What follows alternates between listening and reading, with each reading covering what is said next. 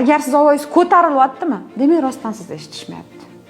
Agar siz tez gapiryapsizmi, demak sizni hech qachon inobatga olishmagan. O'shaning uchun ulgurib qolishni xohlayapsiz. Agar siz xatti-harakatlaringiz qattiqlashtiringiz kelashdimi, demak siz tanadan zarbalar yegansiz yoki yeyapsiz. Shuning uchun sizni taningiz ishga tushib ketyapti. Yoki bo'lmasam siz hissiyotlaringizni, ko'z yoshmi, nafratmi, g'azabmi butun bor vujudingiz bilan tashqariga chiqaryapsizmi? Demak siz o'z hissiyotlaringizni yashab o'tishga ruxsat berilmagansiz. Kulma, tirjayma, bo'ldi hayajonlanaverma. Unaqa bo'lmaydi, o'zing bosib ol degan gapni ko'p eshitgansiz. Shuning uchun hissiyotlaringiz o'zingizdan, taningizdan oldin ishlab ketyapti. Bunaqa paytlarda sezib qoldingizmi, shu paytgacha bunaqa bo'lmagan, qila olmaganmisiz? Va hozir sizni huquqlaringiz bormi? Shaxsmisiz? Hech kim sizni dimlamayaptimi? Marhamat chiqaring. Marhamat uni ishlating, marhamat uni yashab o'ting.